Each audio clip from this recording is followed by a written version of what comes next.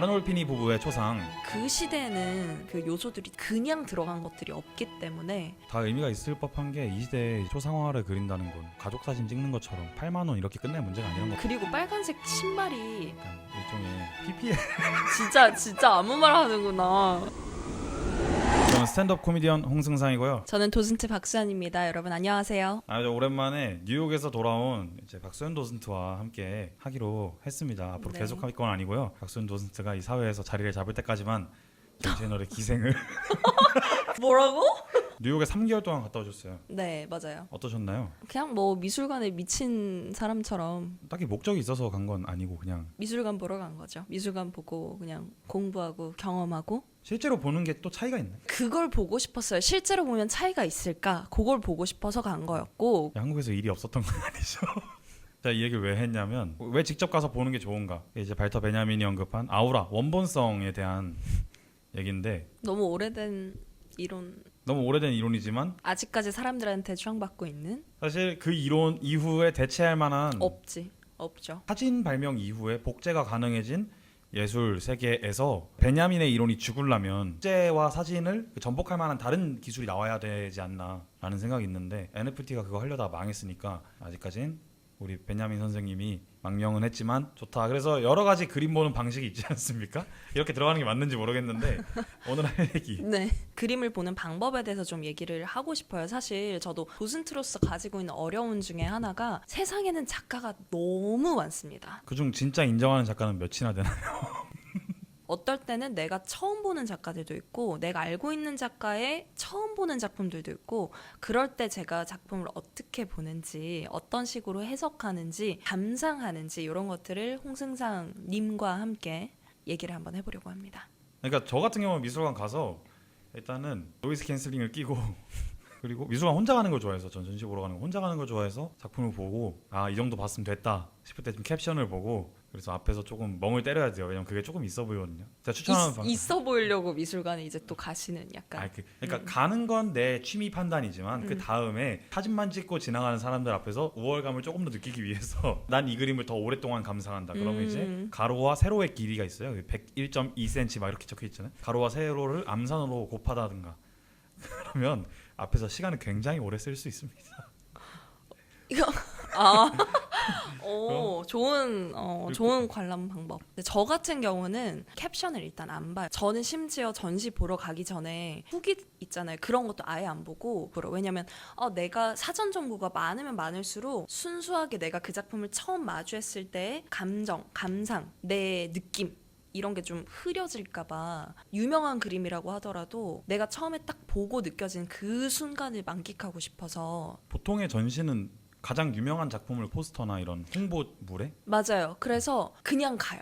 전시하는지 안 하는지도 모르고 앞에 가서 문 닫혀 있으면 오늘 안 하나 보다 나오고 그러니까 최대한 그 힌트 정보 없이 가려고 노력을 하는 것 같습니다. 비효율적으로 비효율적이지 그쵸 16세기의 방식으로 왜 굳이 16세기라고 적당히 먼 옛날 적당히 먼 옛날 좋습니다. 르네상스 말에 살고 있습니다. 여러분 저는 구시대적인 사람이어가지고요. 네이버 지도도 안 쓰고요. 구글맵도 안 쓰고 그냥 갑니다. 그럴 때 되게 순수하게 얻는 그 감정이 저한테 중요한 이유가 대중들의 시선에서 읽을 수 있어요. 그러니까 처음에 이 그림을 마주하셨을 때 어떤 느낌이 드실까? 그러면 내가 알고 있는 그 정보의 양에 어느 정도를 더 더하고 어느 정도를 더 감해서 얘기를 해야 될까? 그런 것들을 좀 느낄 수가 있어서 일부러 그렇게 하는 것 같습니다. 때로는 비효율적인 게 도움이 되기도 하는. 우리가 흔히들 미술 보는 방식은 이제 파노프스키가 주장한 이제 도상학이라는 개념으로 들어가거든요. 우리가 흔히 볼 때 이제 이 그림은 뭐가 예쁘다, 이 선이 아름답다, 색깔이 아름답다. 이거는 이제 전 도상학 가장 기본적인 단계. 이게 나쁘다는 건 아니고요.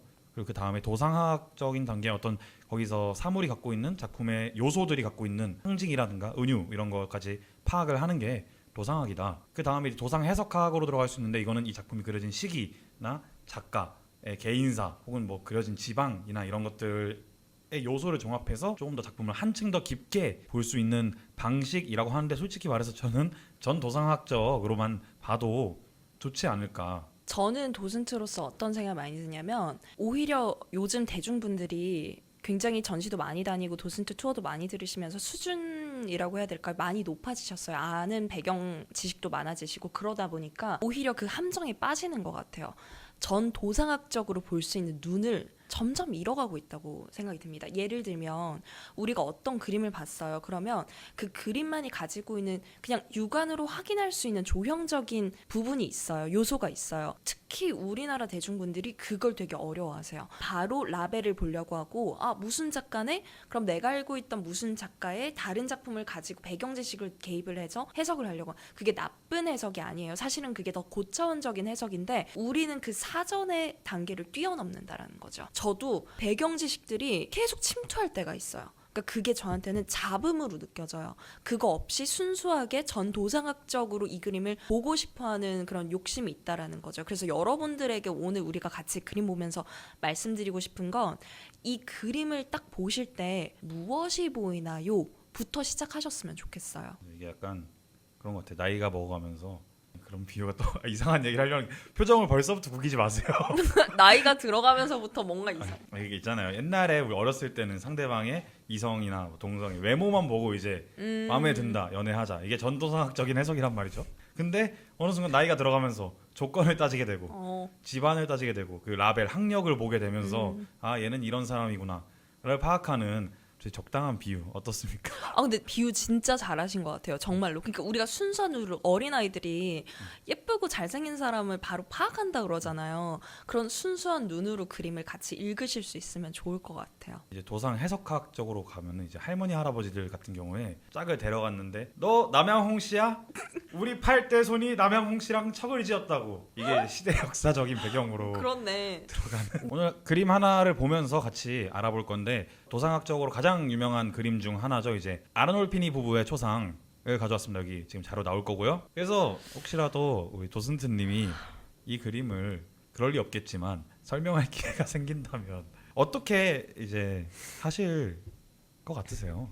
저 같은 경우는 시간에 따라 달라집니다. 시간이 많다면 파노프스키 그 단계에 따라서 무엇이 보이세요? 뭐가 보이시죠? 이게 어떤 의미입니다. 어떻게 해서 이 작가가 이렇게 했고 이런 논란이 있고 지금 동시대적으로는 해석이 어떻게 됩니다. 이렇게 단계를 걸쳐서 얘기를 하는 편이고 시간이 만약 짧다면 사람들이 가장 좋아할 만한 부분, 논란이 되는 부분, 정확하게 밝혀지지 않은 부분 이런 흥미로운 부분들 위주로 설명을 하죠. 시간이 정말 없다면 이 그림 보세요. 강아지가 귀엽죠? 이러고 넘어갈 수도 있는 거예요. 시간이 정말 없다면 아니 저는 그렇게 생각해요. 그림의 주인공이 되는 메인의 대상이 있어요. 그 메인의 대상을 위주로 얘기를 하겠죠. 예를 들면 아르놀피니 부부의 초상을 봤을 때는 이 아르놀피니 부부에 대해서 얘기를 할 것이고 그 뒤에 있는 거울에 대해서 얘기할 것이고 강아지, 뭐 오렌지, 암흑신 뭐 이렇게 정말 중요한 요소들만 얘기를 하고 빨리 빠져나오겠죠. 아무래도 이 작품이 도상학 얘기할 때 굉장히 많이 얘기가 되고 도상학 하면서 배운 건 아니지만 이 그림을 저희가 처음 배울 때 둘 다 자, 이 그림 같은 경우는 이 거울이 있고 화가가 처음으로 드러나 있습니다. 얀반 에이크가 이런 거를 배우다 보니까 맞아. 아마 다들 그렇게 설명을 하지 않을까라는 생각이 있어요. 그래서 전 도상학적인 설명을 하자면 여러분이 보시는 그대로고요. 맞잖아. 아니 그러면 안 되지. 여러분이 보시는 그대로 보세요. 여러분들이 보이신 그대로입니다. 이러면 도슨트 입장에서 얘기하자면 무책임한 발언이에요. 왜냐하면 하나는 짚어드려야 돼요. 예를 들면 자 지금 남성의 얼굴을 보세요. 무슨 감정일 것 같으세요? 남성이 쓰고 있는 모자의 크기는 어때요? 모양은 어때요? 자, 한 손을 뭘 하고 있죠? 왼손으로 뭘 하고 있죠? 손을 잡고 있는데 꽉 쥐고 있어요? 살짝 쥐고 있죠. 여성의 시선은 어디로 향하고 있나요? 여성의 한 손은 어디를 터치하고 있나요? 뒤쪽을 봤더니 샹들리에가 있는데 어디까지만 노출이 되어 있나요? 샹들리에 모양은 어떻나요? 이런 식으로 하나하나 자세히 눈으로 할 듯이 짚어드려야 돼요.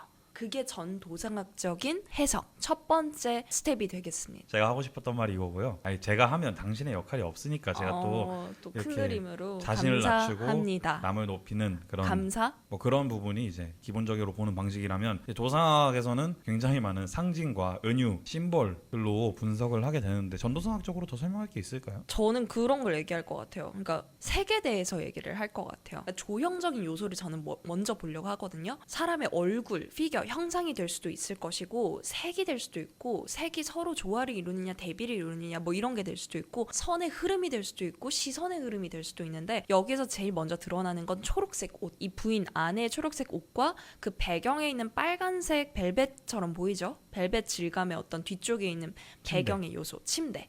색의 대비로 여러분들이 느껴지는 어떤 느낌 이런 것들을 얘기를 할 것 같아요. 이게 의미가 있나? 색깔의 의미? 모르겠어요. 근데 괴테의 색채론이 1800년대에 나왔는데 이때도 그걸 신경을 썼을까요? 진짜 몰라서. 근데 뭐 그냥 우리가 암묵적으로 다 아는 게 있었겠죠. 근데 그런 게 있어요. 우리가 자꾸 도상학이라는 말을 쓰는데 사실 이거 숨은 그림 찾기 같은 거라고 생각을, 내가 도상학이라는 표현을 쓰니까 내가 굉장히 있어 보이는 지식인처럼 말하는 것 같아서 내가 별로 마음에 안 들어요. 지금 찍히고 있는 제가. 그래서 숨은 그림 찾기를 하자면 사람들이 얘기 안 하는 걸 찾아볼까요? 뒤에 있는 빨간 신발. 빨간 신발은 뭘까요? 제가 봤을 때 누군가 침대 밑에 숨어 있다는 얘기죠.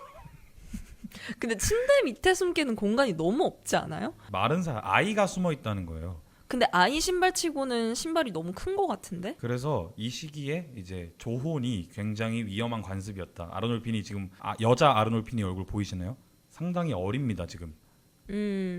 그러니까 이거 근데 그것도 재밌다. 왜 이 그림에 네. 신발을 두 개를 다 그렸을까요? 신발 다 신고 이쪽은 원래 신발 신는 문화니까. 근데 여성이 지금 신고 있는지 아닌지는 우리가 모르잖아요. 이 그림만 보고서. 근데 초록 드레스를 입고 빨간 신발을 신는다. 패션 센스 진짜 최악이에요. 그건 모르는 거지. 패션 센스는 주관적인 거니까. 빨간 신발 네. 좋아했을 수도 있지. 이 시기에 여자가 빨간 신발 신는 게 안 되나요? 어디 감히. 아무튼 이 시기니까. 지금 이 말고. 시기에 지금은 오케이. 뭐 사실 아실지 모르겠지만 이 작품이 왜 그렇게 계속 언급이 되냐면 거울 안에 이제 화가의 이미지가 처음으로 등장하는 그림이다. 그러니까 이 그림을 그렸다는 증인 역할을 한다. 이거 엄청 화질 높은 거 보면 여기 거울에 하나하나 이미지도 다 나와 있는 거 있어요. 근데 이게 안 큰 그림인데? 그러니까 그걸 어떻게까지 80? 그렇게 와 이거 진짜 대박이다. 이거 어떻게 이렇게 확 됐지?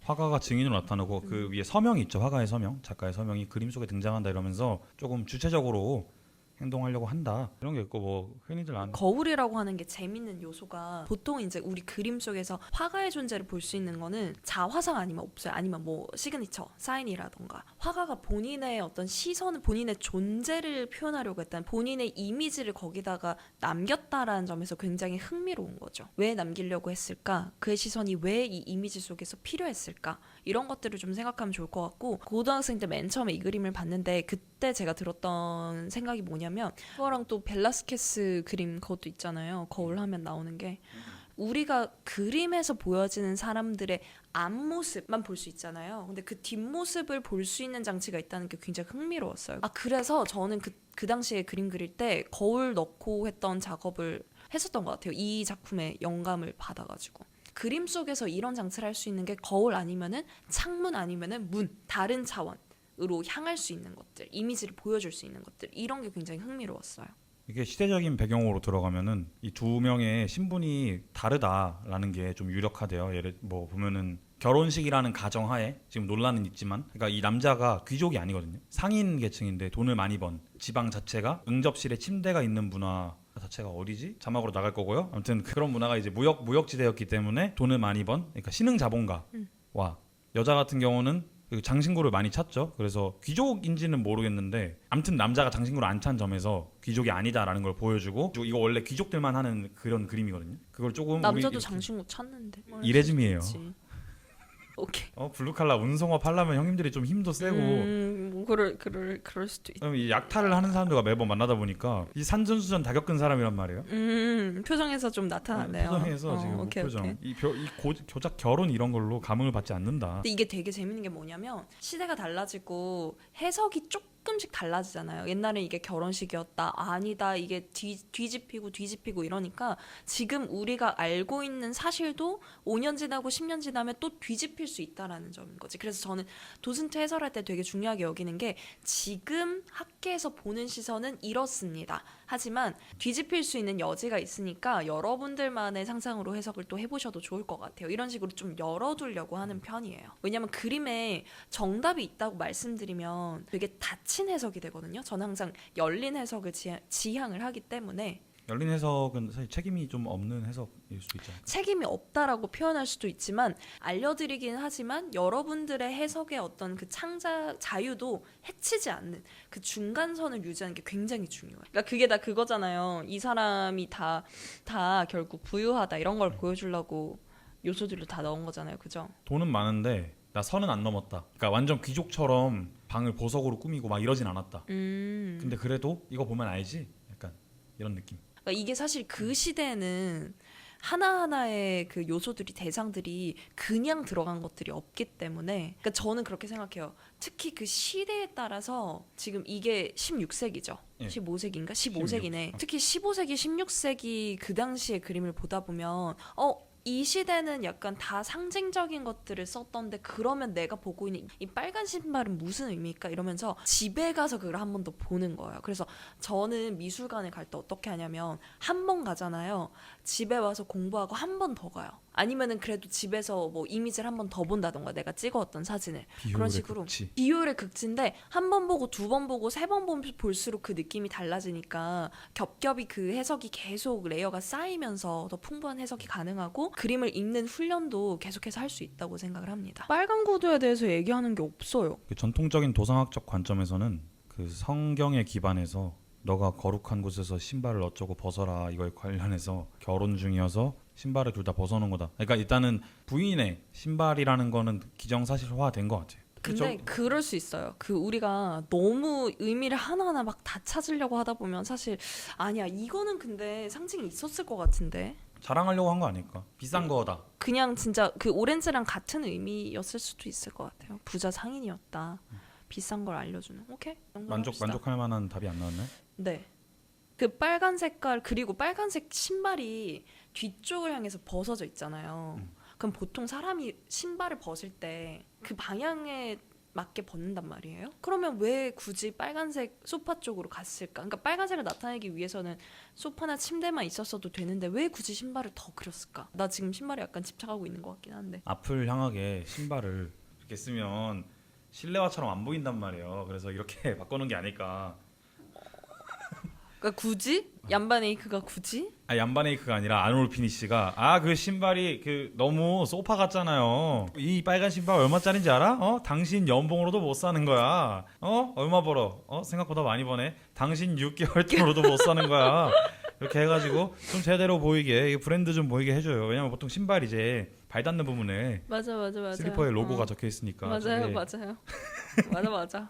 뭐 그럴 수 있지. 저렇게 놓여 있는 게 보통 이제 그런 쇼핑몰 DP. 아로니 피니가 사실 이거를 보여주면서 약간 일종의 PPL. 진짜 아무 말 하는구나. 나 이렇게까지 아무 말 하는 채널인지 몰랐지. 열린 해석을 지향한다면서요. 저 같은 관람자가 좋은 관람자 아니에요? 도슨트 입장에서 그냥 네네 맞는 말이에요. 와, 맞아요. 이거보다는 맞아요. 그런데 이제 시대적인 걸 같이 좀 영향을 두고 아니에요. 저것도 무역 금정 하나였을 거고. 맞아. 뭐 PPL 같은 게 그 당시에 있었을 수도 있는 거고. 안 그래, 사실 그 우리가 아는 모든 종교와도 PPL이지 않습니까? 맞아요. 다 의미가 있을 법한 게 이 시대에 이제 초상화를 그린다는 건 가족 사진 찍는 것처럼 8만 원 이렇게 끝낼 문제가 아니란 거죠. 맞아요. 진짜 약간 부유한 사람들. 플렉스니까 나 돈 좀 벌었어. 사실 차를 한 대 뽑은 거 같다. 그렇죠? 내가 아론을 피면은 진짜 들고 걸어 다녔을 거야. 나 봐라. 이거 이렇게 그렸다. 약간 이렇게. 맞아요. 마무리를 슬슬 해보려고 하는데 뭐 하실 말씀 있으세요? 왜 이렇게 의미 없이 흘러가는 것 같지 뭔가? 그런 의미를 찾는 게 여러분 궁금하면 찾으라 이거죠. 제가 하고 싶은 말은 여러분 오늘 저희 해석 어땠나요? 부족한 게 많았죠? 다 제 잘못입니다. 저희가 깊게 파고들려다 보니까 이런 사고가 벌어졌어요.